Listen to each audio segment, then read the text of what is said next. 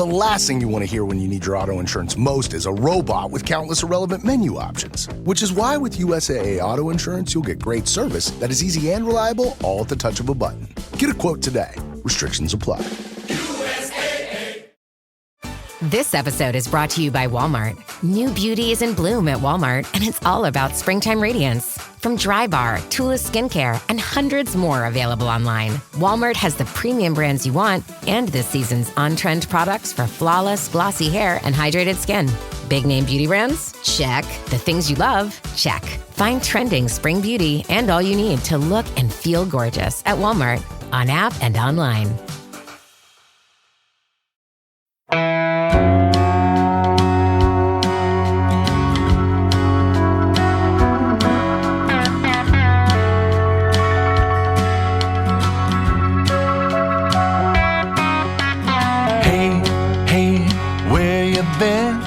Buckeye Talk is about to begin. Hey, hey, hey, come on in.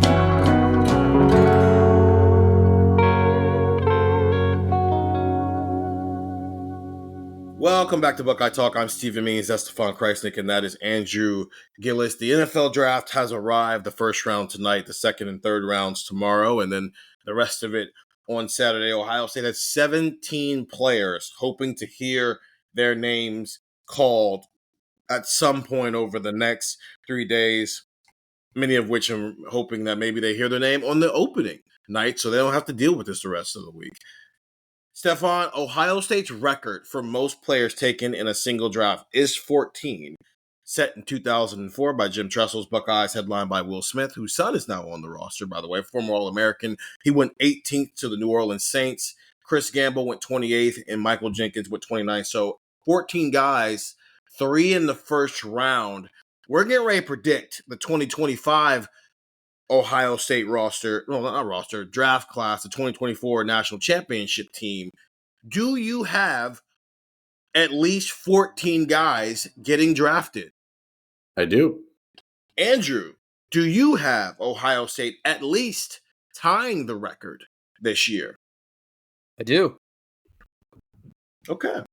Sounds like we just got married to the idea of Ohio State having 15 or more draft picks. Man, we both said I do, so that means it's locked in. Well, I mean, listen, when 15 guys get invited to the combine, if your logic is just if you get invited to the combine, there's a strong chance you get drafted, then that's how you could get there. I asked our texters this too, 614-350-3315, how many players will Ohio State have taken in the 2025 NFL Draft?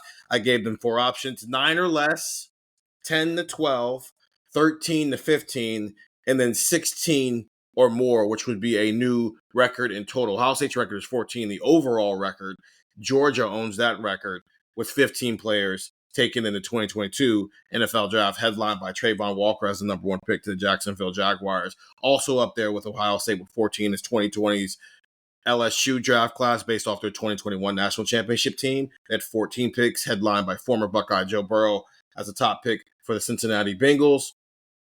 Michigan is close as well. Their 2024 NFL draft class from their 2023 national championship team.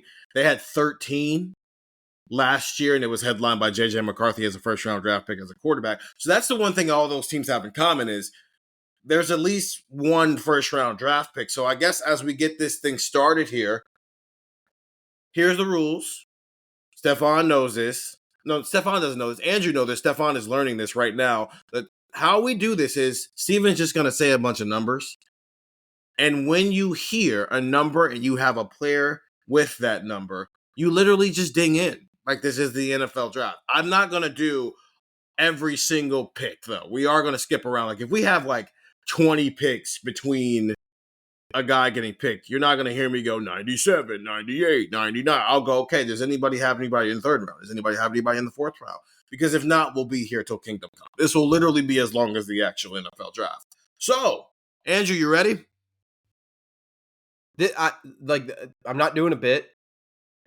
One of my favorite podcasts of the entire calendar year. Not a joke. This is one of my favorite because I love the NFL Draft.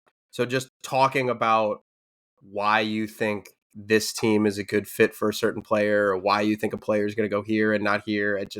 I love it. This is unironically one of my favorite pods of the year, especially one of my favorite offseason pods. Is this like Andrew living his best sports writer life if he gets to be Mel Kiper one day? So when I was a kid, I used to record the NFL scouting combine and like get home from school and watch it for like 5 hours. About to take the longest route ever just to say so yes, that's all I was gonna say. I was like, my mom would be like, "Why the heck am I recording this on TV? Like they're not even playing football; they're just practicing." And when I was like a really little kid, I had Gillis's big board where I'd write down like on like a book of like at paper at school. I'd be like, I think that Gaines Adams is going to go to Tampa Bay here or whatever. And yeah, so yeah, I think that's probably the best sports life for me. We'll see. I don't know. Stefan, what's your best sports life? Sports writer life. Sports writer life. Yeah, I was going to say my best sports life is watching games and drinking a beer and not working. Yeah, in the workplace. Best sports writer life is being in Atlanta for the national championship game, watching the team you cover compete for a national championship. Doesn't get much better than that. Right. This man pandering to the listeners. I respect it. I mean, okay, is there a lot of things better than covering the college football national championship game? No, there's not. And en route to doing that, getting to do a home game, you don't have to travel much. You don't have to travel at all. Getting the Rose Bowl, getting the Cotton Bowl. Granted, I didn't think it was going to snow in Texas, but we still got the Cotton Bowl. And you know what? You know what made up for the snow? Maybe the most memorable play in like the last X amount of years in college football. So that's all right. We were talking about just pandering, only pandering a little bit. On Tuesday, we were texting because the college football playoff dropped all the times for the 2026 college football playoff. And we all agreed that the ideal route for Ohio State, for us, not, because we're sports writers and we're all selfish, is Rose Bowl, Fiesta Bowl, Miami. So we're just running away from the snow all winter. That's all that means. And they moved up the Rose Bowl. It's at 4:00 now, not 5:00. So the sunset's going to be a little different in Pasadena. I don't like that. Well, they did it so they don't have to start the Sugar Bowl at 8:45. Yeah, the Sugar Bowl. God willing, they're moving it up because they're getting ready for the Rose Bowl to be the national championship game. They're like, we want that to be at 4:00. Yeah. So what? Every year they move it up an hour? I don't like it. And let me tell you why. Again, this is about me as a sports writer. This is not about what's best for the sport. What's best for the sport. Root for you. Root for you over everybody else. Yeah. It's best for the sport that they move it up. They don't need to be starting football games at 9:00 at night. That's ridiculous. But the cool thing about the sunset, and you guys know this, is it's happening at halftime. So you can you're locked in watching the game, doing your job. So you can unwind for a second, appreciate the sunset and the red and gold hue behind the St. Gabriel Mountains. Spend about 10 minutes doing that, and then you can lock back in for the second half. Unless the team you cover is up 34-0, then you can just, book your flights. But now we can't do that because the sunset's going to be happening in the middle of the third quarter. And unless Ohio State's just going to ransack whoever they play in the Rose Bowl every year, if that's just their new standard, we're going to be locked in. So we don't get to fully appreciate the sunset anymore. So I don't like it. I love it for the sake of structure here. Again, games don't need to be played at 9:00 at night. But for selfish reasons, I would like the sunset to continue to be at halftime. But it is what it is. That has nothing to do with what we're talking about. Or we're talking about draft stuff. This is my best sports writer life, by the way. I'm just yelling into a microphone about nonsense. And people love it or they hate it. I think some people hate it. And I think some people love it, and I respect both sides of that. At least, as long as you have an emotion towards what you're hearing me say, that means I'm doing my job. Okay, let's get into it. Pick number 1 belongs to the Tennessee Titans. Nobody. So we're just going to run through them now. Number 2, Cleveland Browns. Number 3, New York Giants. Number 4, New England Patriots. Number 5, Jacksonville Jaguars.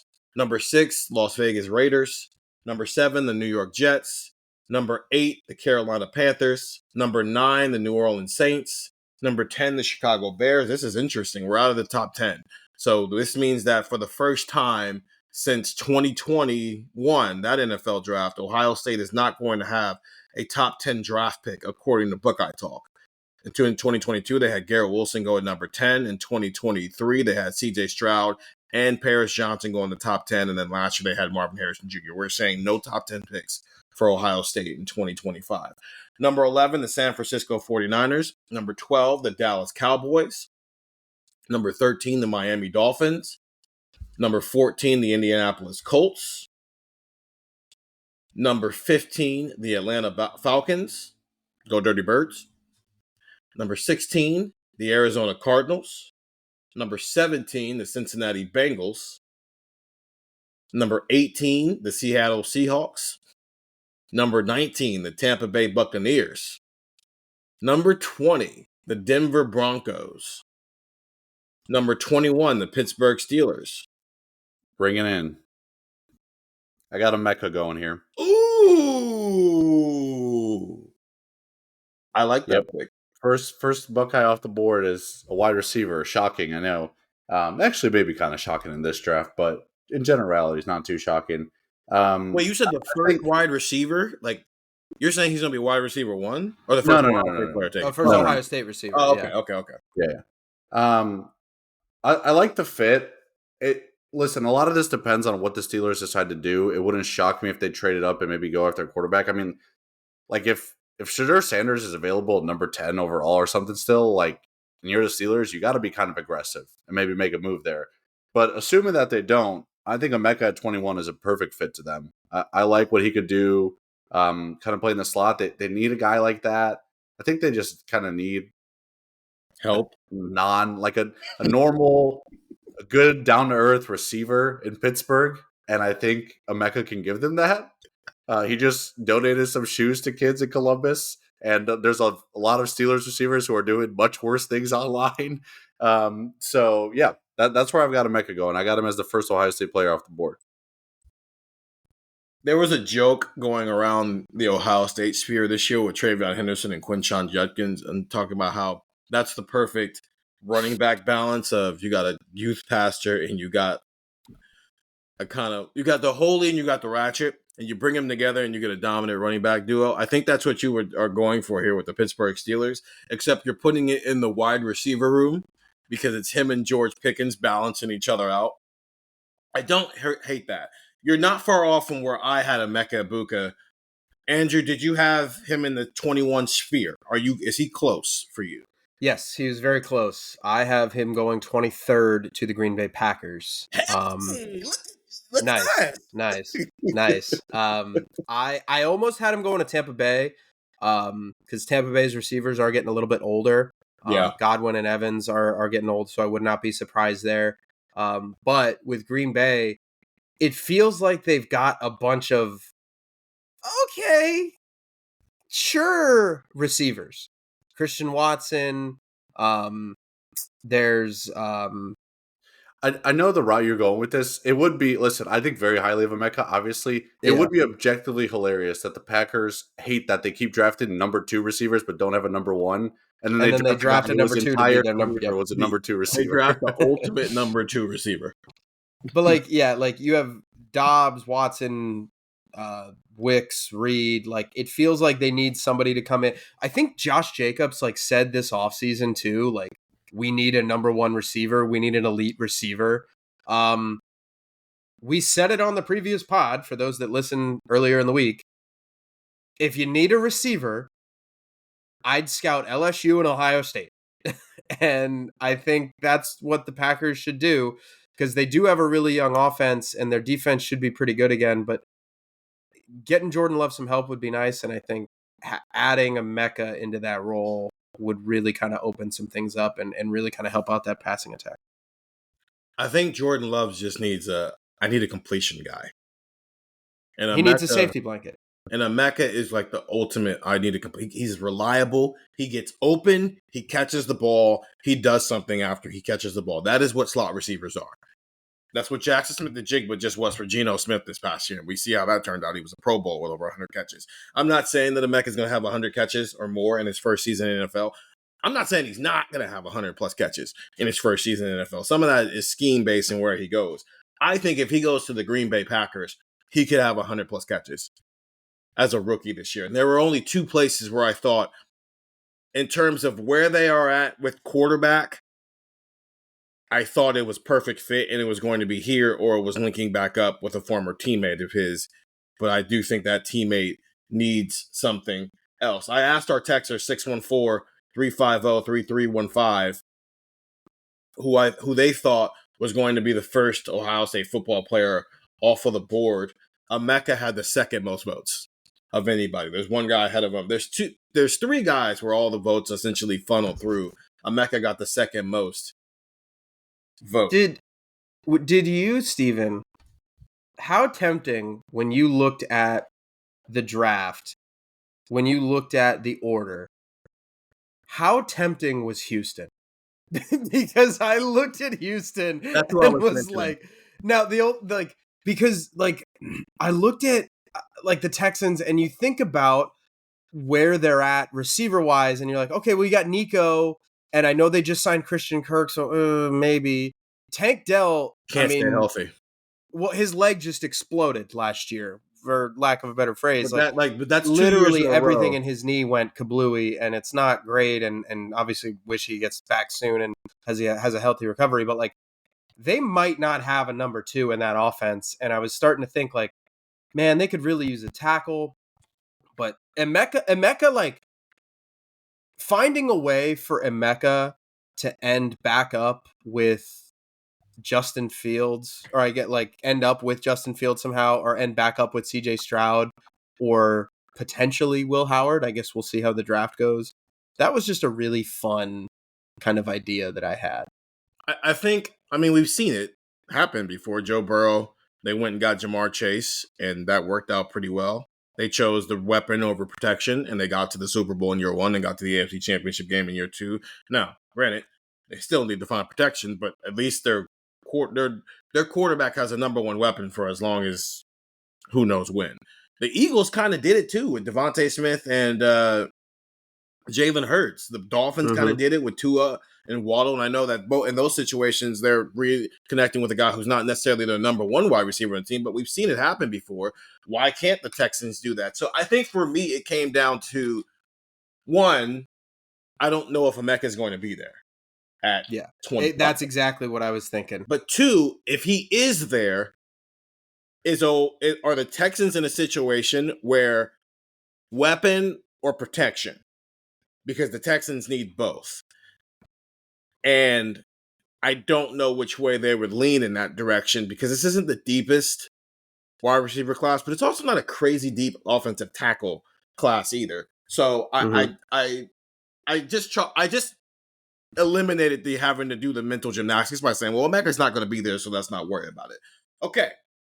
So Emeka is off the board. First Ohio State player off of the board. This would be the third time in the last 4 years that Ohio State's first player off the board is a wide receiver. Again, Garrett Wilson at number 10 in 2022.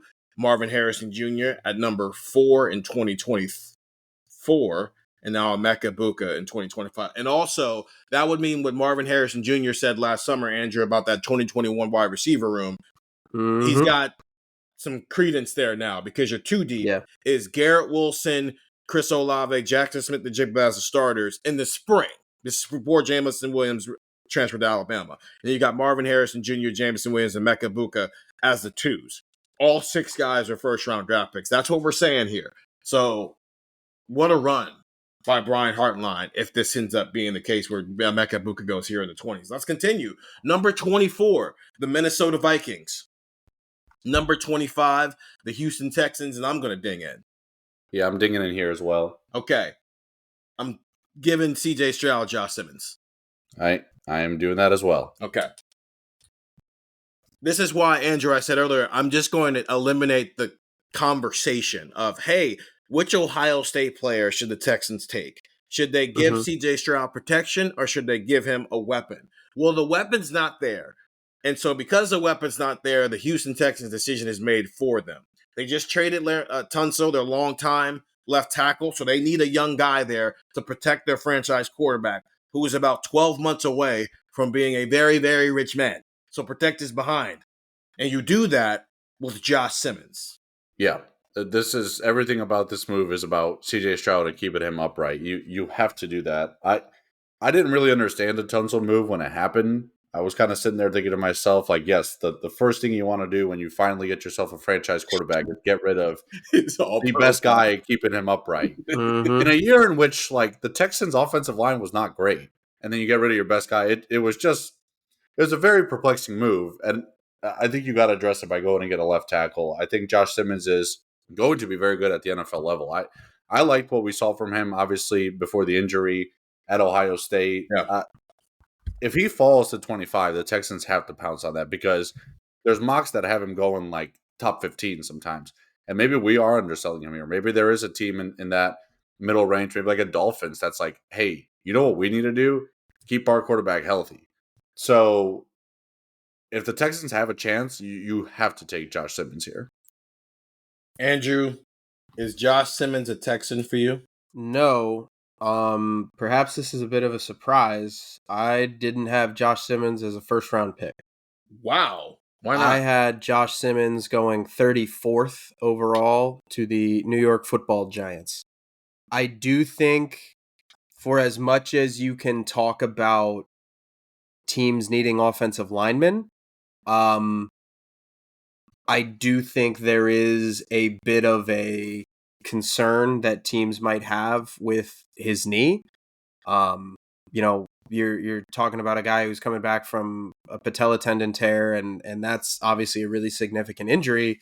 So, obviously you're not going to punt on a career because a dude might not be, full go for training camp or something like that. But there are other good tackles in this draft. I think there are tackles, I think, especially as you get into that second round range, that you might be a little interested in. So yeah, I did not have Josh Simmons going. I have him going to the Giants. The Giants just need everything. And that to me feels like a pick where, if you're sitting up at the top of the draft as the Giants and, it sounds like it's going to be Abdul Carter at this point. If you can get Abdul Carter and Josh Simmons with your first two picks, that feels great for me. So, I think Simmons is going to fall a little bit more than people might expect. I think that is the one where you look at and say, he went a little bit later than I thought. I don't know if I was expecting that, but okay. So far, Andrew has one first-round draft pick. Stefan and I have two first-round draft picks. Let's continue here. Number 26, the Los Angeles Rams. Number 27, the Baltimore Ravens. Number 28, the Detroit Lions. Number 29, the Washington Commanders. Number 30, the Buffalo Bills. I'm going to ding in at number 30 for the Buffalo Bills. All right. Andrew back on the board with a third first-round draft pick. Second first-round draft pick. Well, second for me. Yeah. Defensive tackle Tyleik Williams. I think Tyleik is a really, really good pick at the end of the first round for somebody.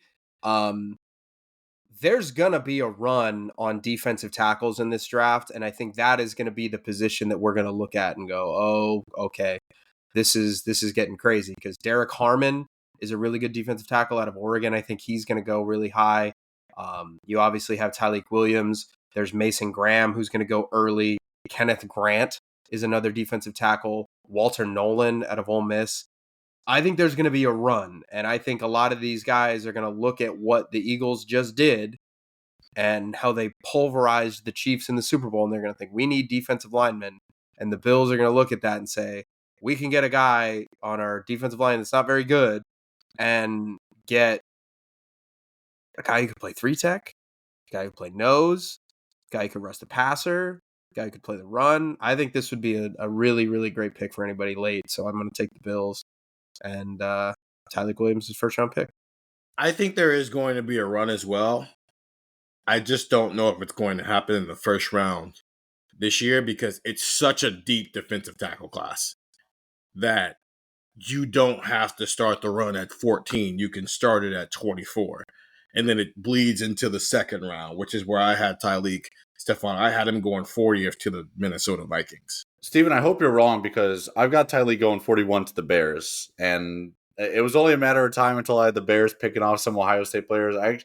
They have the 39th pick as well, so I started thinking to myself, like, this is maybe a chance to take 2 Ohio State guys back-to-back with the Bears. I see some mocks that have Tyleik going kind of later in the second round.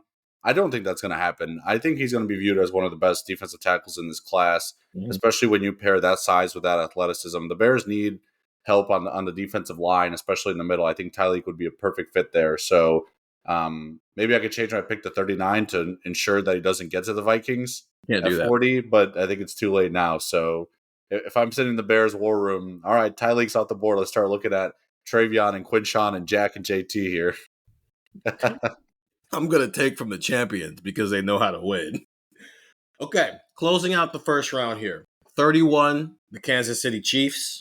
Ding. Andrew with a third first rounder for Ohio State. I am also dinging in here. Stefan with a I think third Stefan and I are rounder. going to have. I think Stefan and I are going to have the same pick. I think all Travion three Henderson. of us are going to have the same pick here. Go ahead, Andrew, since you did the dinging. Travion Henderson goes to the Chiefs. Oh, yep. That's not the pick I had. Oh, interesting. Okay. Well, okay. So let me give my Travion reasoning. Okay. Isaiah Pacheco is going into the last year of his contract, and I think wherever Travion goes, there's a couple of guys on this list. One in particular where you're going to look at and you're going to say, "Oh, this makes sense" when you look at their roster construction. And Travion for me is that guy. The Chiefs throw the ball; they throw the piss out of it with Patrick Mahomes. Guess who's a great pass blocker? Guess who has explosive ability in an offense that's already explosive with Xavier Worthy and Rashee Rice when he's in the lineup, like when he's healthy again. Like, they need some receiver help, I think, but I think in a way, Travion Henderson is kind of a way to secure that, because if you're not going to draft an offensive lineman, which they could probably use, getting a guy who can help in pass protection is probably the next best thing, especially one who can make explosive plays for you. I think Travion Henderson going to the Chiefs would be a nightmare for a lot of people. So here's why I didn't do that. In 2020, the NFL draft, LSU had 14 guys go in the NFL draft. Yeah. One of which was their running back in the first round to the Kansas City Chiefs. Under that exact same guys, Andrew, you're a Super Bowl contending team at the end of the draft where you're just kind of plugging and playing a guy. You can take running backs in the first round. And it didn't work out. It worked out for about a year, and then it kind of went sour, and it does kind of feel like you wasted a first-round draft pick. I am wondering, with the Chiefs specifically, if they have that in the back of their heads at all and go, we can get a running back later. We need to get protection for Patrick Mahomes, because you're right, they throw the you-know-what out of the ball. So, yeah, you can have a good pass proing a running back, but you know what's even better? If the pass pro doesn't have to get to the running back because the 5 guys in front of them are blocking, even better. So first, let's start with Travion, and then we can get to Stefan, who we have going to the Chiefs, because that might be the same person. I had Travion going 44th to the Cowboys. Same. I don't know, man. It worked out last time they picked a Buckeye running back. But also, it worked out for what that running back needed to be back then. In 2015, well, that was a 2016 draft at that point, Zeke was the prototype for what running backs needed to be in the NFL. Can we give you the ball 300 times and you go get us 1,200 to 1,500 yards and anywhere from 10 to 15 touchdowns? Zeke did that. He led the league in rushing. He was one of the best running backs in the league for a long time in his career. He got paid a $100 million contract as a running back. The problem is he got old and kind of phased out. Travion Henderson, 10 years later almost, is again the exact description of what you should be looking for in a running back NFL draft prospect. And the Cowboys kind of need that right now. So I had him going to the Cowboys as once again, 10 years later, they go get the prototype, and Travion Henderson can spend the next 7 years of his career being the Cowboys' number 1 running back. Yeah, the Cowboys have oddly kind of struggled to really replace the peak of Zeke And I don't mean that in a sense of like you're going to find the next Ezekiel Elliott, but Yep. I think a lot of people thought, oh, Tony Pollard's the better guy, make him the starter, and then he became the starter. It didn't really pan out. Now he's with Tennessee. He actually had a pretty decent season. And then like I think their running back situation right now is like Javonte Williams and Miles Sanders. It's not particularly promising. I know they took Deuce Vaughn a couple years ago. I don't really think there's much developing out of that situation. They need a day one ready to start guy who's explosive. I think Travion fits that perfectly. Okay. So now we're back to the Chiefs pick. The first round is so long, it's just like in real life. Who's your pick to the Chiefs? Because you dinged them before I did. So yeah, I got Donovan Jackson going here. Yep. There's two teams that competed for national championships or just a championship a couple months ago. And one of them moved the guard to tackle and won. And one of them moved the guard to tackle and got absolutely destroyed by the Philadelphia Eagles. So I am going to take the guard to tackle that worked and put him on the Kansas City Chiefs. That's literally my entire theory about it. Is like, just take Donnie and figure it out in preseason. There's like part of me that's like, listen, Andy Reid's one of the best coaches in NFL history. Their front office has it figured out. The Chiefs are a well-oiled machine. They know what they're doing. Sometimes I like to think that even the smartest heads turn on the TV and say, hey, we tried doing that and it didn't work. Let's make it work. Get that guy. Yeah. Just take him. And where you putting him at? I don't know. We'll figure it out during fall camp. We'll have to figure that out right now. I don't know. But apparently he can play everywhere. Andrew, where is Donnie? First round for you? He is not. He is 38th overall for me. He is going to the New England Patriots. Drake May not only needs somebody to throw the ball to, he really needs somebody to block for him. And there's a chance you're a top 5 NFL draft pick at quarterback. Right. There's a chance that the Patriots end up with Will Campbell. And I looked at that and went, man, what if they just went back-to-back linemen in the first 2 rounds? Wouldn't that be something? And I thought about it because I originally had him down and then I took him off and then I put him back. And then I was like, you know what? No, this is Mike Vrabel. He's going to take some Ohio State player at some point. And I went, you know what? Those are 2 guys where Mike Vrabel is going to turn on the tape and the media is going to ask him up in New England. They're going to do their jobs. I'm not saying the media is doing anything wrong. They're going to do their job. Where's Will Campbell going to play? Is he going to play tackle or guard? Well, what about Donovan? Is Donovan going to play tackle or is he going to play guard? Is he going to play on the right side or is he going to play the left side? And they're going to do their jobs. They're going to try to figure it out. And Mike Vrabel is just going to get pissed. And he's going to be like, guys, I don't know. Donovan Jackson can play good football for us. And he's going to play somewhere. Like you guys said, that I was trying to think what coach could do that. And Mike Vrabel, to me, is the guy.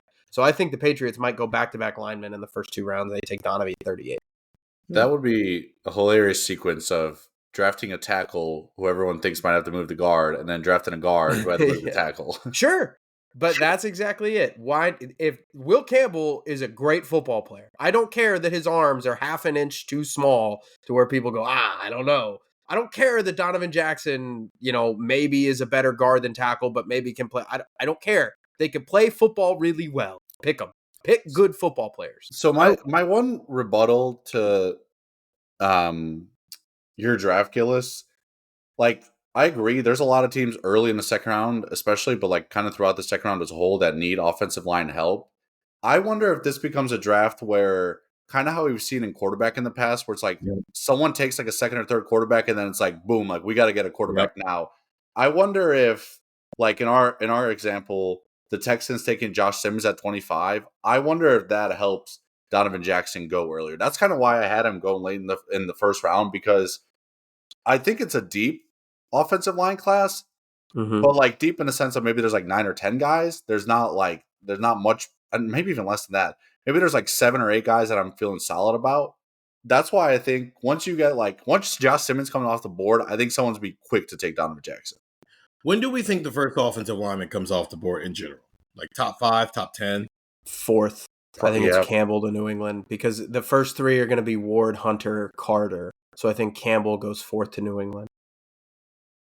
Yeah, there's going to be a lot of offensive. If the fourth pick in the draft is an offensive lineman, there are going to be a lot of offensive linemen taking the first round. The fourth pick there might be 3 offensive linemen in the top 10 with Campbell, with Banks, and with Membu from Right. Missouri. So if there's 3 in the top 10, there's going to be a lot of offensive. Like the way you were talking about the defensive top, I think that's going to happen at offensive line more Sure. than because That's fair. It's fair. This is a significantly deep defensive tackle class. It is Mhm. not. It's name recognition deep at offensive line. I don't think it's deep in a world of like, oh, we can wait till the 3rd round to go get a starter here at offensive line. Okay. And then we'll close out with the Eagles. Does anybody have the Eagles taking a first round draft pick from the Ohio State? Okay. So we've closed out our first round. I have 3 first round draft picks. I have Emeka at 23 to the Packers, Josh Simmons at 25 to the Texans, and Donovan Jackson at 31 to the Chiefs. Stefan has 3 first round draft picks. He has Emeka at 21 to the Steelers. He has Josh Simmons at 25 to the Texans, and he has Donovan Jackson at 31 to the Chiefs. Andrew has 3 first round draft picks. He has Emeka going 23rd to the Packers. He has Tyleik Williams going 30th to the Bills, and he has Travion Henderson going 31st to the Chiefs. I asked our texter 614-350-3315 the same question. How many first round draft picks would Ohio State have in 2025? The answers were 0, 1, 2, and then 3 or more. 0 got 1% of the vote. 3 or more got 11% of the vote. 1 got 19% of the vote. And 2 got 68% of the vote. So I think a lot of people are banking on Ohio State wide receiver and then one of these other guys maybe being a first round draft pick. That's our first round, which means Thursday's done with. Congratulations. 4 hours to make 32 picks. Now we're going to take a break, and it'll be Friday, and we'll go through rounds 2 and 3 here on Buckeye Talk. Hey there, I'm David Harbour from Marvel Studios Thunderbolts. I don't mean to interrupt your favorite podcast. Well, actually, maybe I do, just a little bit, but I have a good reason. My new film hits theaters Friday, May 2nd, and it's got everything. Action, suspense, humor, heart, and Bob. Who's Bob? Find out by getting tickets now. Okay, now back to the show, or on to the next ad. Hilton brings you new ways to stay, with experiences that let you capture the glory days. Introducing the Graduate Hotels. Each inspired by local college towns, these stays are always original and never boring. Get in touch with traditions all across the country and enjoy a stay that's a class above the rest. Book at Graduate Hotels with Hilton Honors Points at Hilton.com. It's a win-win. Hilton, for the stay.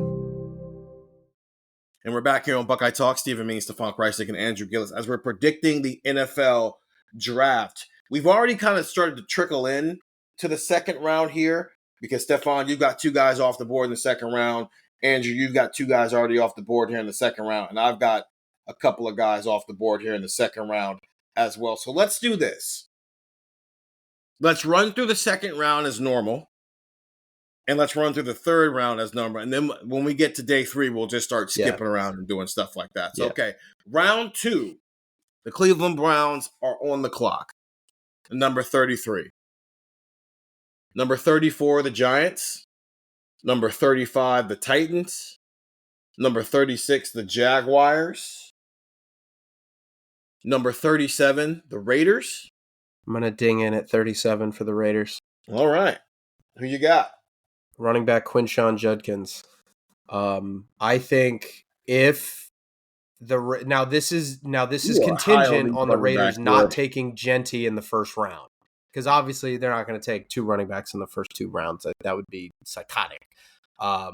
So this would be banking on the Raiders taking that tackle from Missouri, Membu, I think is how you pronounce his name.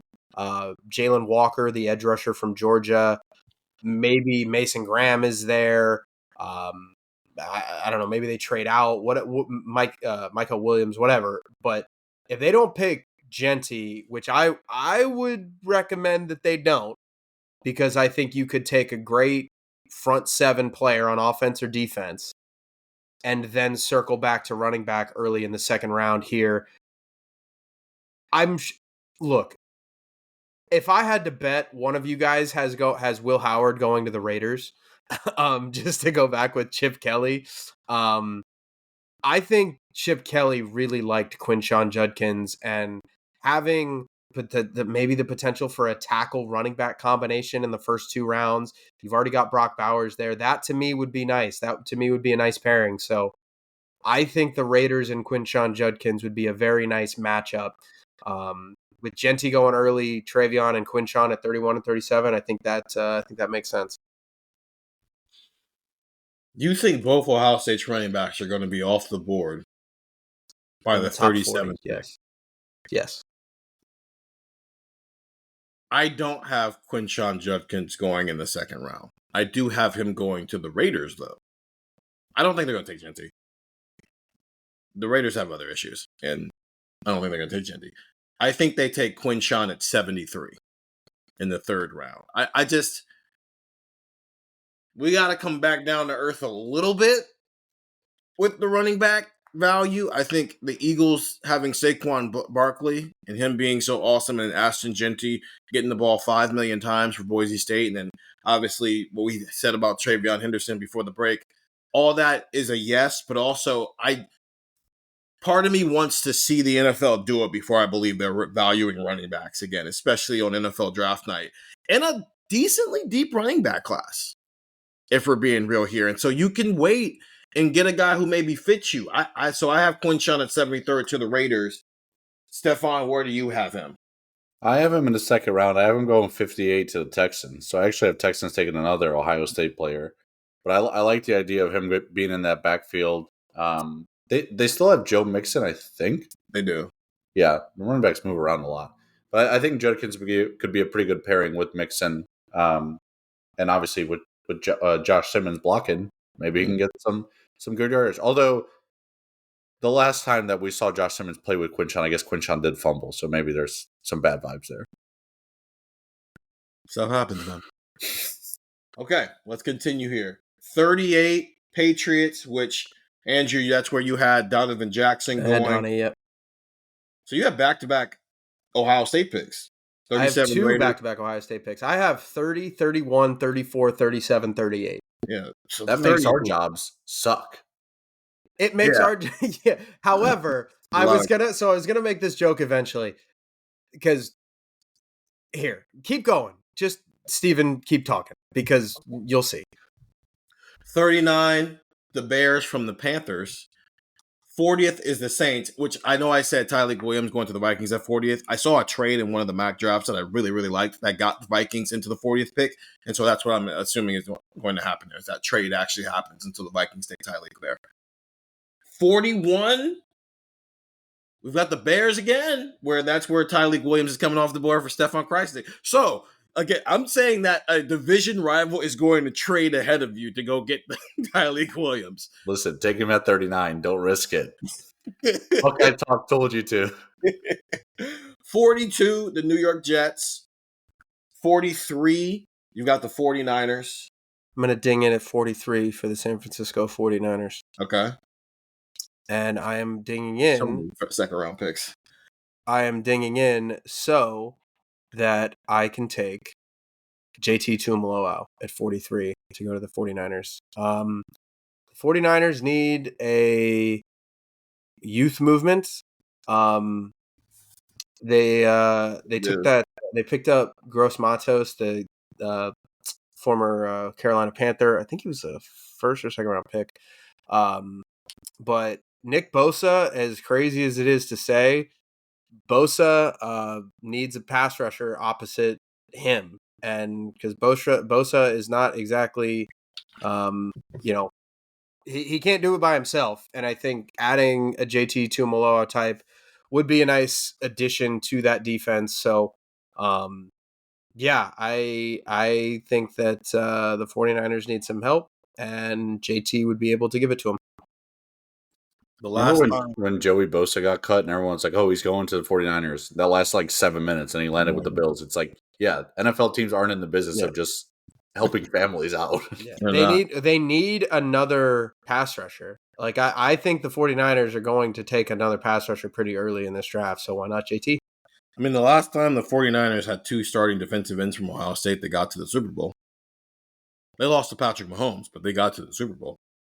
Granted, they lost to Patrick Mahomes in the Super Bowl 2 years ago. Before that, be without 2 Ohio State pass rushers. So I guess they just, when they get to the Super Bowl, they lose to Patrick Mahomes. It happens. Okay. You've got him going 43rd to the 49ers. Stefan, where do you have him coming off the board? I have him just a couple picks later. I have JT going 45 to the Colts. I think the Colts also need some pass rushers. Okay. If JT gets there, I think they got to jump on him. I think it's 1, 2, 3, 4, 5. I think JT for all of us is the 6th player off the board.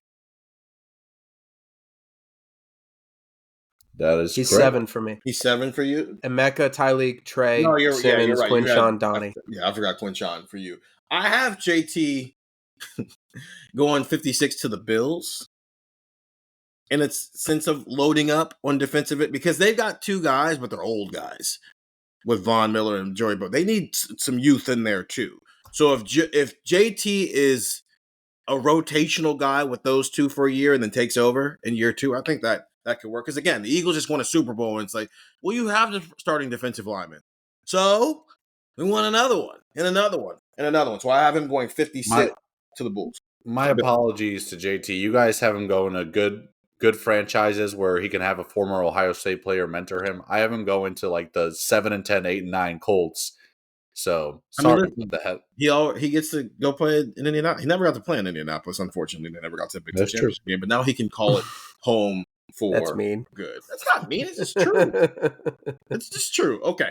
44 Cowboys. Stefan and I have them taking Travion in that spot. 45 the Colts. That's where Stefan has JT coming off of the board. Y'all got a lot of back-to-back situations going on. Do y'all think an Ohio State run is just going to happen in this draft? I think in the second round it is. I think in the second round. I do too. I think Friday we're going to be very, very busy. Yep. 40, yeah, Stefan. Yeah, go ahead. 46, the Atlanta Falcons. 47, Cardinals. 48, Dolphins. I thought about putting Donovan here, but then I started rethinking some things and ended up throwing him in the first round because of what we talked about earlier about that run of offensive line that maybe Donovan just won't be available at that point. 49, Bengals. I'm going to ding in at 49. And let me guess, you're going to take new Sam Hubbard.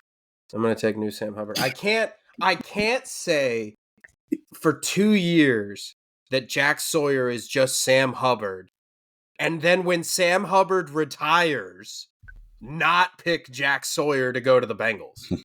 What kind of man would I be if I did that?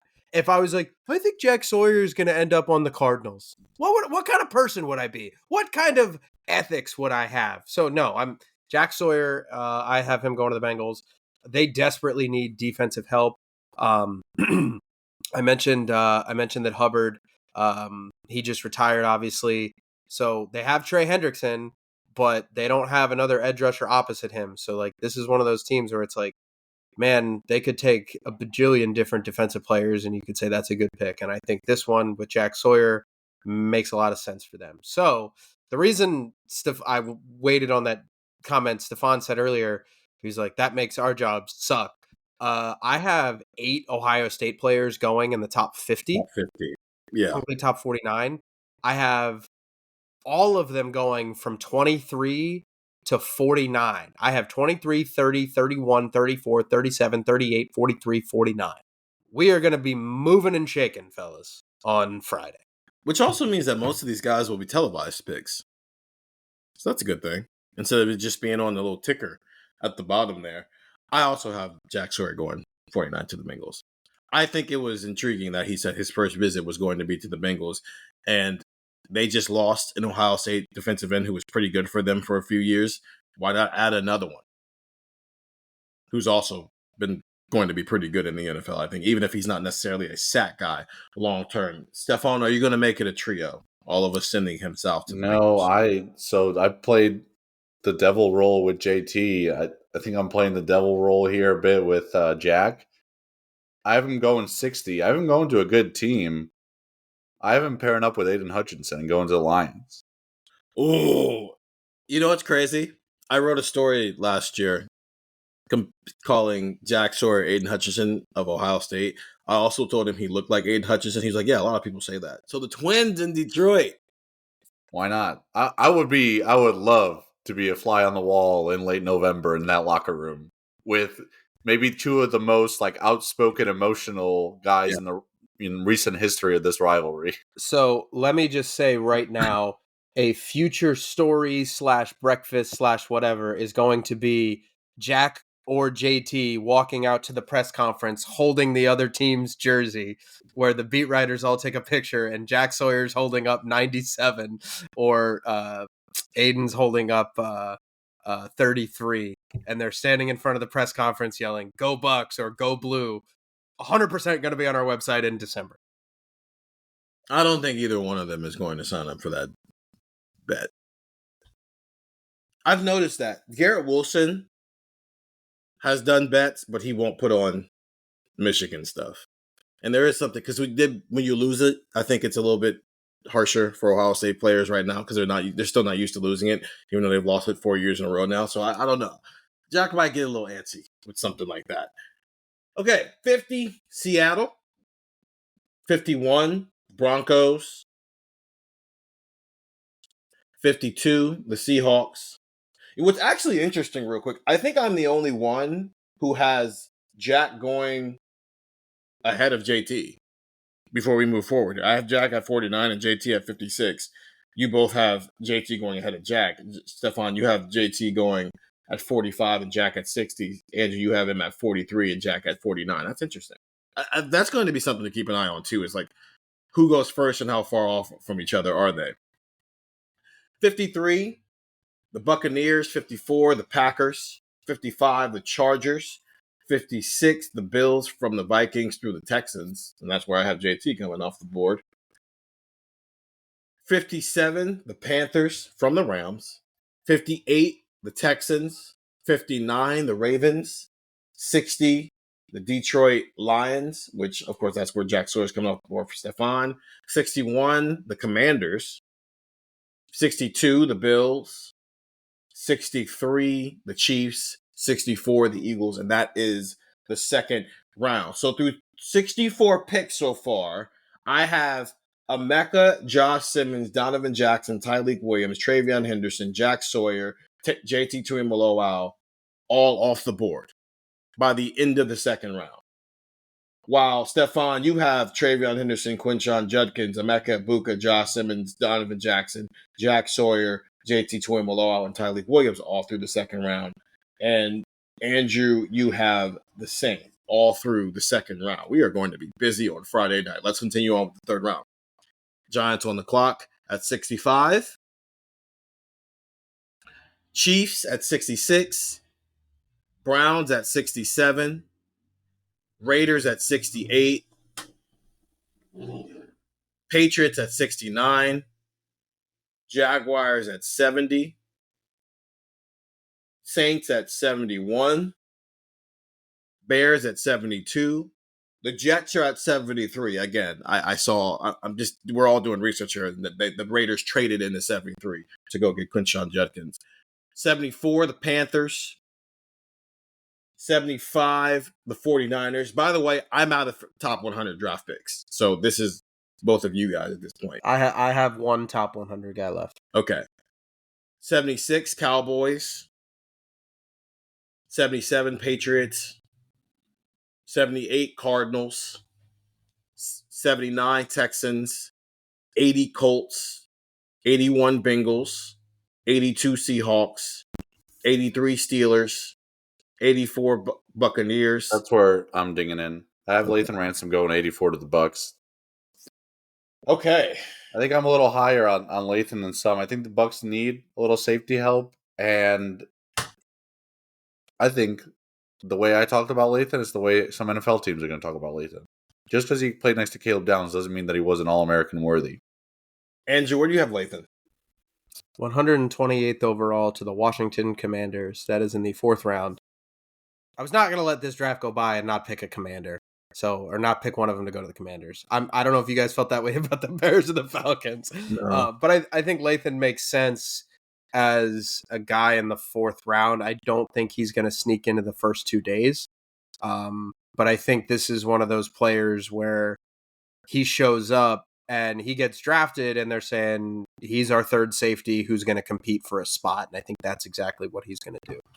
So I have 128th on him.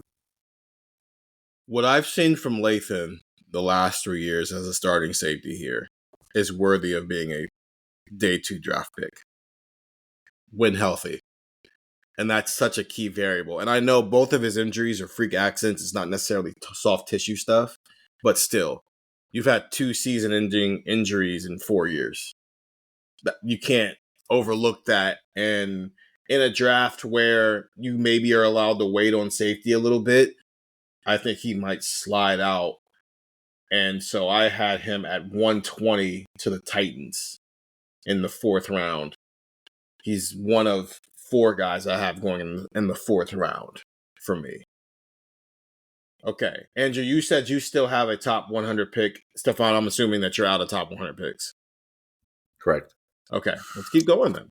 Finish out the 3rd round.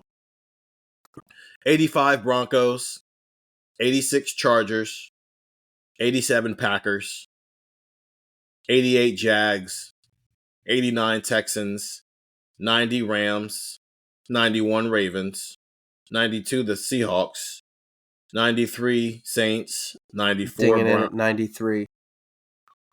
OSU South. Hilarious. OSU that South. I'm the first one to say that Will Howard comes off the board at 93 to the New Orleans Saints. Interesting that you have him have him as a day 3 pick. I think he's a top 100. I think he's going to be a top 100 pick. This to me, I looked at the Saints and I thought to myself, okay, they have 2 third-round picks.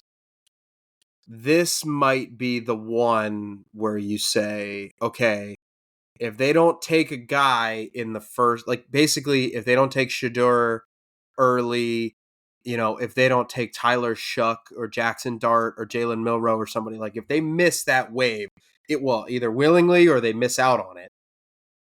Will Howard might be the next option because what's going on at quarterback in New Orleans, nobody really knows. You got Derek Carr, who's maybe hurt. Something's going on. You have Spencer Rattler. Will Howard just feels like a guy that you might throw into the mix and say, we don't want to invest too heavily in quarterback, but we need to invest in case Carr's not healthy, in case we can't play him. We need somebody to compete with Rattler. Howard might be that guy. Howard might be the guy that you look at and go, you know what? Veteran, experienced. You're not really learning on the job. We might have to play him early. This to me, I think makes a lot of sense for what they could be. And I think that the Saints are a team with enough of a quarterback question mark to where Will Howard going makes some sense to me. Is it weird that I'm not shocked that Andrew ended up being the first one to take Will Howard off the board? He's overcompensating for doubting him. Yeah. I knew it would come back around at some point. I wasn't the one who said it's not crazy. It's not in the 1% for him to be a first round pick. I mean, yeah, because people get weird about quarterbacks, and you're always looking for. Every year, there's a quarterback that he just becomes the talk of the town, and there's no like rhyme or reason for it. It just sort of happens around this guy, and I think Stefan, you and I were maybe Will Howard can be that guy. Where maybe Tyler Show from Louisville's kind of ended up being that guy. Tyler Show and Jackson Dart have ended up being the 2 guys that the media seems to have convinced themselves someone is going to take a flyer on. And sometimes it ends up happening, right? We do end up seeing that flyer. Like, who did the 49ers take back in 2021? 3rd pick. Trey Lance? Trey Lance and Jets picked that year. Zach Wilson. Those 2, through the draft process, started becoming like the media guys, and it ended up happening. They ended up being the second and 3rd picks in the NFL draft that year. And then we've had years where Will Levis started getting a lot of media love, and then it doesn't happen. He doesn't end up being a first round draft pick. So I guess we'll see what happens with Jackson Dart and Tyler Show this tonight, as people are listening or watching the draft on ESPN or NFL Network or wherever else are watching the NFL draft. But maybe Will Howard could have been that guy, and that just doesn't seem to have happened for Will Howard. And so now, because that hasn't happened, I think for me, Stefan, I went back to the mean of where I genuinely just think he was going to go anyway, and I put him at 123 to the Steelers in a sense of The same. last year, their starter was Russell, and Justin spent the year learning behind him while also getting a chance to play in some games early on. I just think they traded out one Ohio State quarterback for another. Yeah, I haven't gone to the same spot to the Steelers at 123. I don't think the Steelers are gonna get a quarterback early on. I like the stuff about Shadur falling as much as he's projected in some of these. I just don't see it happen. I don't see the second quarterback. I think he's gonna go in the top 10. Like I think it's just gonna happen. Actually would have surprised me if the Saints took him at number 9. But the Steelers, like Mike Tomlin basically said the other day, they have 2 quarterbacks on the roster, so they're going to make some moves regardless. Now, we'll see what happens with Aaron Rodgers, but I think regardless of if Aaron Rodgers is there or not, I think Will Howard would kind of be good for them. Because if you bring in Aaron Rodgers, then you can kind of develop Will Howard behind the scenes a bit, and he can start in a year or two. Or if you don't get Aaron Rodgers, you have Will Howard in the heat of a quarterback competition, a guy who is relatively older compared to some other guys getting drafted, and maybe he could start day one. Maybe he's kind of like how Dak Prescott was with the Cowboys, where he was drafted. I think it was like a 5th round pick or something like that. And by game 1 of his rookie year, he was starting. Part of it was because Tony Romo got hurt, but part of it was because he was experienced and he played well in the preseason and he earned that starting spot. It wouldn't surprise me if Will Howard ended up in something like that with the Steelers. So I feel like Pittsburgh is a really good fit for him. So I asked our texters this question as well, 614-350-3315, 2-week free trial.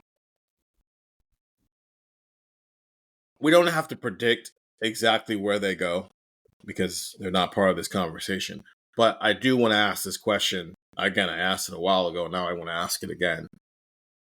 Andrew, I'll start with you. You had Will Howard at 93. Is that ahead of both Kyle McCord and Quinn Ewers?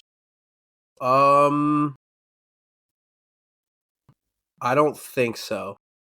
Because it is toward the back half of the 3rd round. I think Quinn and Kyle will go ahead of Will Howard. Stefan, is your 123 ahead or behind Will Howard? I mean, behind Quinn Ewers and Kyle McCord. I think it's behind Kyle McCord, but ahead of Quinn Ewers. Really? I don't think teams are going to love Quinn Ewers. I asked our texters to rank them in the order they might go in the NFL draft. As you could probably expect, 41.8% of the first place votes went to Will Howard, 39.6% went to Quinn Ewers, 18.7% went to Kyle McCord. Will Howard also got the most second place votes, 39.6%, while Quinn and Kyle both had 30.2%. They split the other votes.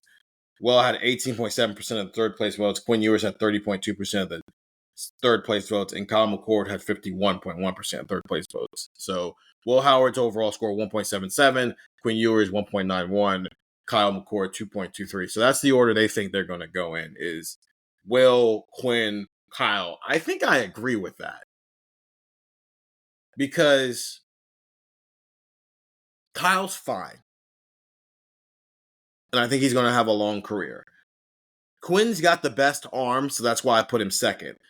I also think the NFL is living in this world right now of loving the very old college quarterback because they're experienced and they kind of know what they're doing and they're kind of a finished product. So if they're not going to be your starting quarterback, you can bring him in, maybe Penix this thing a little bit, but he's not like Michael Penix level. But I think Will's separator is he's got 5 years of experience of college football, and the other two don't have 5 years of experience of college football. And I do think the NFL likes the old guy at quarterback. They don't like the old guy at running back, but they like the old guy at quarterback right now. And that might push him above those other two. Okay, that's through 3 rounds. We are now into Thursday. Let's take a break. But first, here's our picks so far. Emeka, Josh Simmons, Donovan Jackson, Tyreek Williams, Travion Henderson, Jack Sawyer, JT Tuimoloau, Quinshawn Judkins. That's my order through the first 2 days. Here's Stefan's order through the first 2 days. Emeka Egbuka, Josh Simmons, Donovan Jackson, Tyleik Williams, Travion Henderson, JT Tuimoloau, Lathan Ransom, and then Will Howard, because we've already mentioned him. Here's Andrew's order so far. He's got Emeka Ibuka, Tyleik Williams, Travion Henderson, Josh Simmons, Quinshon Judkins, Donovan Jackson, and then Will Howard in the third round, and he's already taken Lathan Ransom in the fourth round. I've taken Lathan Ransom fourth round as well, but Stefan's the only one who's taken him in the third round so far. Let's take our final break, and then we'll wrap up here with essentially what is day 3 of the NFL Draft here on Buckeye Talk. This episode is brought to you by Indeed. When your computer breaks, you don't wait for it to magically start working again. You fix the problem. So why wait to hire the people your company desperately needs? Use Indeed's sponsored jobs to hire top talent fast. And even better, you only pay for results. There's no need to wait. Speed up your hiring with a $75 sponsored job credit at Indeed.com/podcast. Terms and conditions apply. That's your money saying it's time for a McDonald's run. Because with new McValue at McDonald's, you get more than you expect. Like buy a 6-piece McNuggets and add a McChicken for just $1. Your money says let's go. Get more than you expect with new McValue. Prices and participation may vary. Valid for item of equal or lesser value. And we're back here on Buckeye Talk. Stephen Means, Stefan Krajisnik, and Andrew Gillis. We're into the fourth round, unless anybody has any other third round draft picks. Okay. We're into the fourth round. Does anybody have a pick between 103 and 110? Any Buckeye? Yes. I have someone at 101, actually, just before that. You have a 101 third. Did I do my math wrong there? Well, it's Are there some of those like compensatory picks or something? Yeah, that's what it is. The Rams compensatory pick. 101. Who you got? Yeah, I got Denzel going to the Rams. I think they could use some help at corner. I like kind of him fitting there. I love the idea of Denzel being in LA. He likes to talk a little bit, talk some smack. The Rams they got a decent amount of primetime games. Get him with Sean McVay. So yeah, I got Denzel, technically a third round pick there. Yeah, I didn't even realize that. I have Denzel at 174 to the Cowboys. I think he's a very good cornerback, but I don't know if there's anything physically special for him that would like push him up into being a day 2 draft pick. And I do think there's still a little bit of like special in the second round. But I do think he's very, very good. I have 174 to the Cowboys. Andrew, where do you have him? 107 to the Jaguars. Okay, well we're starting to reach a point where it's like, all right, maybe there's a positional fit, but other times it's like, all right, this player feels right here, because you get to the 6th round, you're not like, we need a guard, not a tackle, so we have to draft this player. It's day 3 of the NFL draft is why I could never be an NFL GM. I'm tapped out.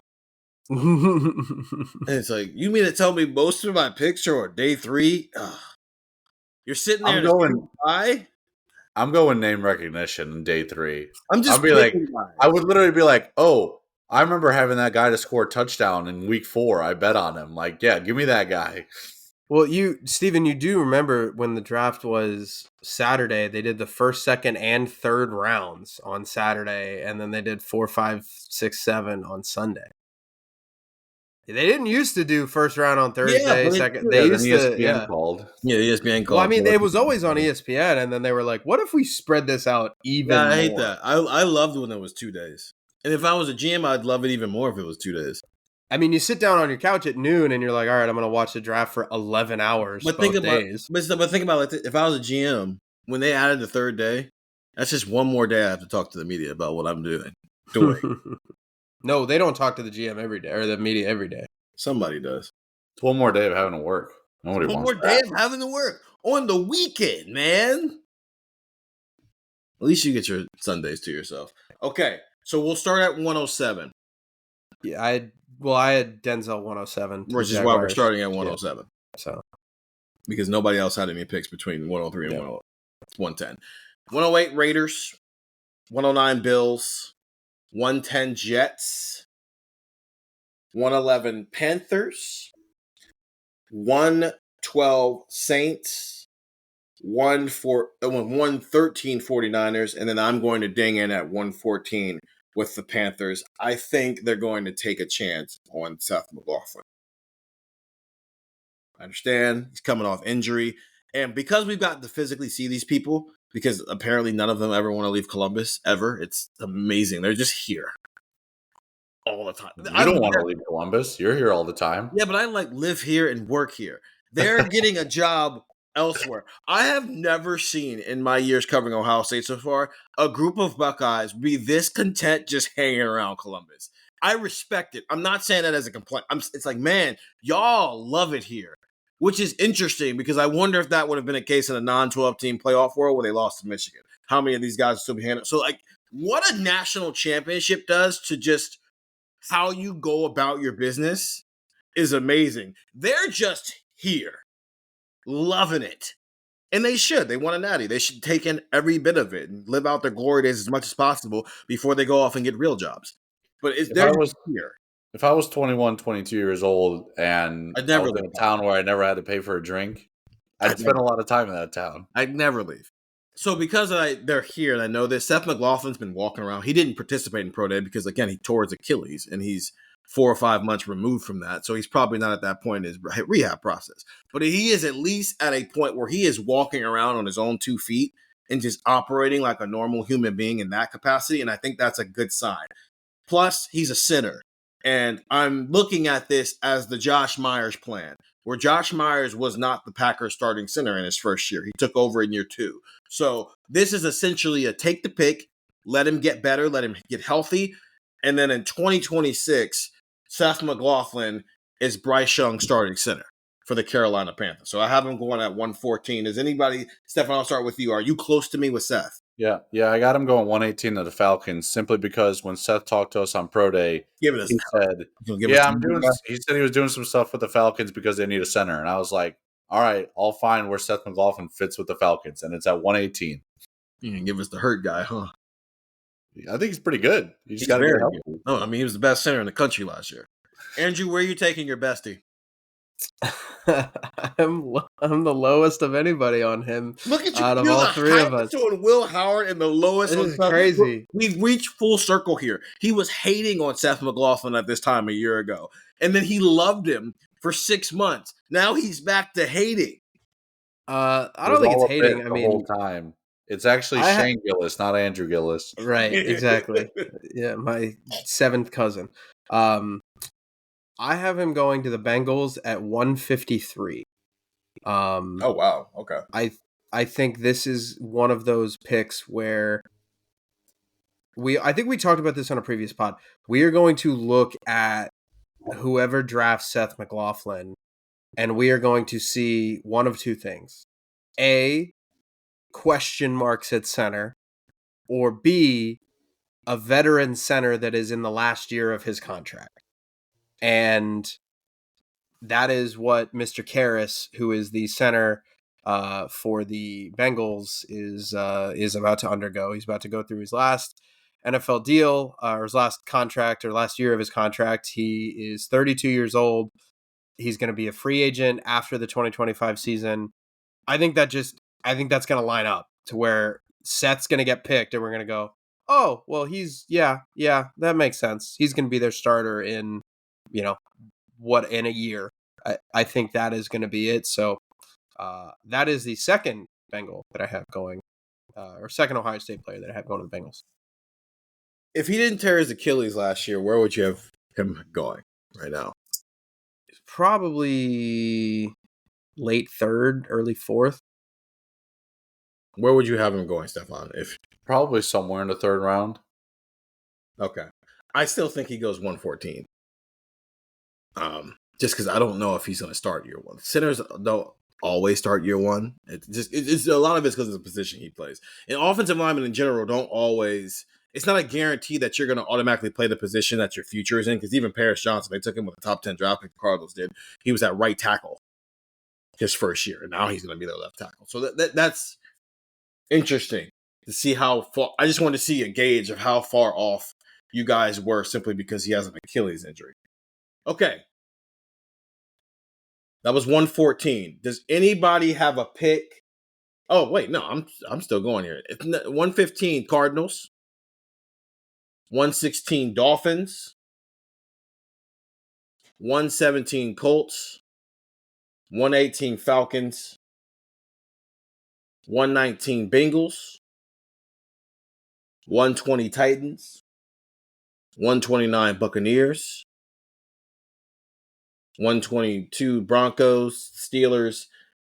At 123, Stefan and I have Will Howard going off the board there. Any other picks between now and pick 130? Yeah, I have 129 to the Ravens. Let's go to 129 then with the Ravens. With the 129th overall, I have the Ravens taking defensive tackle Ty Hamilton. Basically, I think Ty Hamilton's going to be a really solid pro, and at the very least, a really solid rotational piece.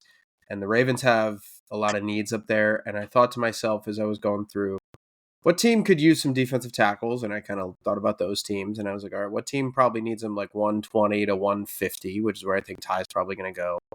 And then I went, what team would make people really upset that he goes to? Because can't you see the Week 14 Thursday night game that the Ravens are playing, and Ty Hamilton's playing in the middle as a starter because somebody else got hurt or, he overtook somebody's job or whatever. And all of a sudden everybody's going, how in the world did the Ravens get this guy? I think of all the day 3 picks that I have, Ty might be the likeliest to start right away. Ty might be the likeliest to be the guy that gets immediate, okay, this guy week 2, week 1, week 4, whatever, is starting for whatever team that gets picked by him. So you have Ty coming off the board at 129. Stefan, where do you have Ty coming off the board? I have Ty Hamilton off the board at 136 to the Baltimore Ravens. Nice. It is absolutely hilarious that you just did that whole spiel, because at this point I literally started being like, what guy would look good in what uniform? And I was like, yeah, Ty Hamilton in purple. I like it. Just fits the Ravens. This is hilarious. Yeah, when I covered the Ravens for 2 years, like you heard this so much from Harbaugh and DaCosta, plays like a Raven. It's like, all right, man, it's kind of annoying. And then you take a step back and you're like, oh, well, that guy does kind of play like a Raven. That guy does kind of play like somebody who would play in Baltimore. I have Ty here, and then I have 2 more picks where both guys, I'm like, I think they fit this uniform. I could see it working. I have Ty Hamilton going to the Ravens. It's not to the 5th round though. 176. I have him because some of this because I've been doing this a few more years than you guys do.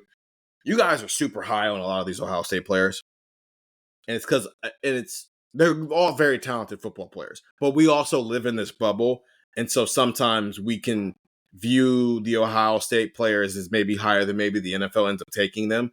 And I'm maybe trying to overcompensate from that. Like, all these guys are not going in the top 100. All these guys are not going in the top 150. Someone's got to fall somewhere. And because we live in the bubble, we appreciate all these players a little bit more. And I've just been doing this for a while, so I'm overcompensating. Ty Hamilton had a really good draft process. I thought his combine was excellent. I thought his pro day was amazing. But he's also not the only Ty Hamilton out there. So in a draft where it's a deep defensive tackle class, the Ravens have like 3 picks between where I have him going and where Andrew has him going. I'm banking on maybe they think they can wait on Ty and they get him at 176 and still end up getting the guy that they could have. They got a guy for a really good value with a 5th round pick instead of having to use it in the 4th round. Okay. 130 Lions, 131 Saints, 132 Bills, 133 Chiefs. Well, just for what it's worth, I don't have anybody left in the 4th round. I don't know if I do. If you guys do, if you do, okay. Then I was gonna say if we don't have anybody left in the 4th round, then we could probably skip ahead a little. No, I do. 134. I'm digging in and taking Cody Simon. Okay. You want to know what the Super Bowl champs do when they got a defense with a bunch of guys from all over the place who can get after a quarterback? They take a linebacker in the 4th round who can get after the quarterback if you send them on blitzes. Cody Simon had 7 sacks last year. Sending him on play. What Cody did in the playoff, I think, is his career in the NFL. He can do a lot of the other traditional linebacker stuff too, but put him in a 3-4 scheme and send him, and let's see what happens.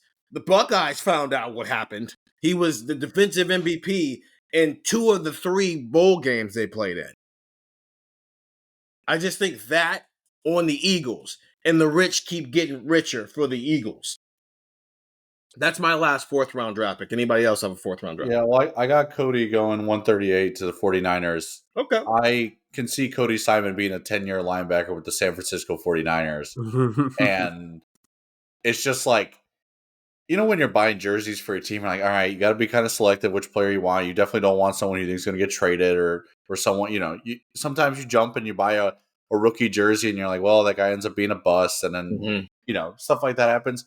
I can just see in 7 years 49ers fans being like, just buy a Cody Simon jersey. He's a legend. He's not leaving. He gets 100 tackles every year. Like, just buy a Cody Simon jersey. They're going to put him in the Ring of Honor. Yeah. Andrew, where do you have Cody? I have Cody going in the 6th round. I have him going 189th overall to the Indianapolis Colts. All right. I think, yeah. I mean, again, you start to get to especially the 6th and 7th round. It's like, all right, what could you add on special teams? What can you add in a couple of different areas? And I think him backing up Franklin in the middle of that defense would probably be a nice fit. And he just feels like the perfect player to complement a team that's going to go 7 and 10 and 8 and 9 as long as they're in their current situation at quarterback. It's like, hey, we're going to get really good at linebacker. We're going to be really good at these positions, but maybe not at the one that matters most. Okay. Now we're through the 4th round. And now on to the 5th. We only have one guy left to discuss, I believe. I guess it depends. Yeah. There's 3 possible guys to get drafted. All right, round 5. Does anybody have a pick for anyone between 139 and 150? No. Okay. How about 150 through 170? No. No? Okay. So then we can keep going. I have 2 guys going in the 170s, but we've already talked about them, Denzel Burke and Ty Hamilton, so we can keep going. I have one guy going in the 170s. In the 170s? Okay. That we haven't talked about yet? That we have not talked about yet. Okay. So 170 Bills, 171 Patriots, 172 Seahawks, 173 Bills, 174 Cowboys, 176 Ravens. You skipped 175. No, I didn't. I just said 175 Seahawks. Okay, well, I have 175. If you have a trade happening, you have to say that. No, I have 175 Seahawks. Okay. Jordan Hancock. Okay. I think especially in the 5th round, like with Jordan Hancock, you're not going to get like a lot of, hey, wow, this guy is elite, speed, elite measurables, elite, right? Like there's a reason why guys are on day 3. Sometimes they don't have the measurables. Sometimes they come from a small school. Sometimes they're fighting off an injury. There's a reason for this. But Hancock feels like one of those guys where you pick on the 5th round and you're like, man, this guy's a really great player to have because maybe he's your starting nickel right away. They have Weatherspoon at corner. Maybe he's maybe he's somebody that you can look at and say, you know what, he's a great guy to throw in the slot next to him. Maybe you play him at safety. Hancock at this point is a really, really nice pick, I think, for whatever team is going to take him. So in this case, I'll take him 175. Yeah, you're saying that. Like, oh, he doesn't have the speed and all that stuff. He does have all those things, though. That's the issue. It's because he's a nickel that we have him going on day 3. Because here's his pro day numbers. 6'1", 186, 41.5 vertical jump. That was the best amongst any Ohio State player who went that day by about 3.5 feet. 14 on the bench press. His 10-yard split was 1.52, and his overall 40 was 4.42. That's faster than Mecca Ibuka, who we think is a first-round draft pick. His Broad jump was 10.6. And then his hands, his measurables are pretty normal. But someone is going to get a steal with Jordan Hancock in the third round. No, excuse me, on the third day. I have Jordan Hancock going 196 to the Lions. As a guy who can play nickel for you, he can play either safety spot for you, he can play outside corner if you need to. Someone is going to get him very, very cheap and get a lot of production out of Jordan Hancock. Stefan, where do you have him coming off the board? Yeah, I like your pick there with him going to the Lions. I think he fits a lot of what they like to do with their defensive backs. Yeah. I have him going 179 to the Browns. I think they can move him around a little bit too. Okay. I have no Ohio State players going to the Bengals, and I also I don't have Rabel taking any Ohio State players, so I have to have the Browns taking at least one. That's how you know that you're wrong at least one time. Yeah, with no Vrabel and no Bengals. Yeah, I'll go ahead and just take Hancock to the Browns and trust Cleveland to come through for me. That's a stretch of a statement. Okay, does anybody have any more picks inside the top 200? Does anyone have any more picks left? Because we've done the 15 guys who are combine invites. Correct. Right? But there's 17 guys who are included. That would, if they get... I'm done. I'm out. Okay, you're done. I'm done. The rest of this draft. I'm also tapping You're out. You're done as well. Okay, so you all have them tying Georgia's record, but not surpassing Georgia's record. Okay. Correct. Our texter, 614-350-3315, most of them are with you guys. Again, I asked them 9 or less, 10 to 12, 13 to 15, and then 16 plus as a new record. 1% said 9 or less, 11% said 10 to 12, 27% said they would set a new record, 60% said 13 to 15. Some other stats real quick. I asked him who would be the first Buckeye off the board. Josh Simmons got the most votes. Emeka Egbuka got the second most votes. We all have Emeka coming off the board first, though. The Texans have Josh Simmons coming off the board first. Donovan Jackson had the third most votes. He was the only other player who got significant votes. Other players who received consideration, Jack Sawyer, Travion Henderson, Tyleek Williams, Will Howard, Quinshon Judkins, JT Tuimoloau, and then Josh Fryer. He got a vote for being the first Buckeye off the board, which is interesting. Josh Fryer voted? That'd be awesome. Oh, that'd be incredible. If he signed up for the text? No, if he was the first Buckeye off the board. No, I thought you were saying if he voted for himself to be the first Buckeye off the board. If Goodell walks up there like 15th overall and says Josh Fryer, I will be through the roof. I would be equally as surprised if he said one of our names. If Josh Fryer went like 9th or something. It's the meme, the guy holding a Corona bottle pointing at himself. Yeah, if he gets up there and said like, that'd be crazy. Stefan, why no G. Scott? Why no Josh Fryer? They both just kind of fit the mold to me of perfect like undrafted free agent signings. I don't know. Like for both of them, I really had to talk myself into someone taking a waiver, and I know taking someone in the 7th round isn't necessarily a waiver, but I think those are both guys that you can get as undrafted free agents, and I'm not sure if someone's going to take a shot and use a pick on them. Andrew, why no G. Scott? Why no Josh Fryer? G, I think would be the one guy that I think G is more likely to get picked over Fryer. I think Stefan's right. I think they were really good, serviceable, solid college football players. I don't know if G is what you would want. Like, is G a good enough receiving tight end at the NFL level to find a roster spot where some teams only carry 2 tight ends? You know, is he good enough for that? I don't think Josh Fryer's a tackle in the NFL. I think he probably has to play guard. So is he physical enough? Is he big enough? Is he, talented enough to handle that switch inside to guard? Maybe, but those, like Stefan said, feel very much like we can get somebody else at 211 or 232 and you know what, we're going to take a guy who started on a national championship team as a mini camp invite, as a training camp invite. We'll sign him as an undrafted free agent, whatever, and we'll see what he can do when we get here. But I don't think they are players right now that you look at and say there is a definite role for them just because you have some question marks about, kind of what they can be at the next level. So here's why they would get drafted. Because I agree with the reasons why you guys wouldn't. They wouldn't get drafted. The reasons they would get drafted is G. Scott is a former wide receiver turned tight end. So in the right system, he gets a little interesting.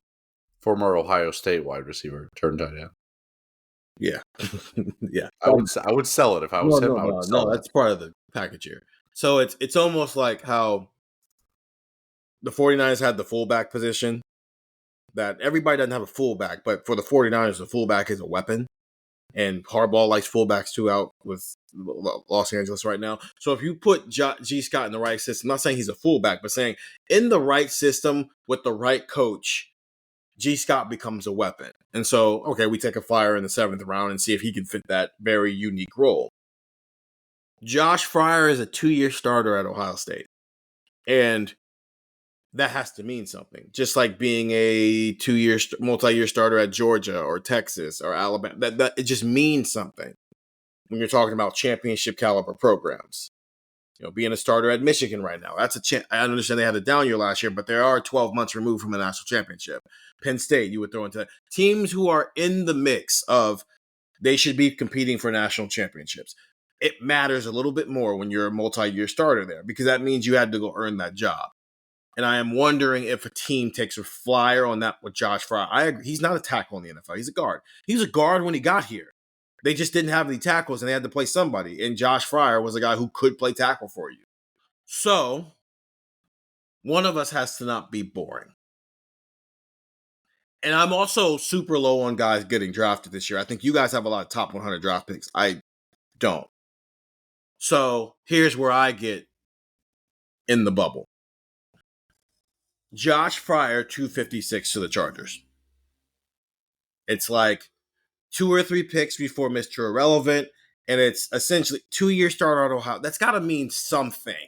It doesn't mean everything, but it's got to mean something. And maybe him being a 2-year starter at Ohio State is the reason he's 256 versus if he was a 2-year starter at Michigan State, then he's probably a undrafted free agent.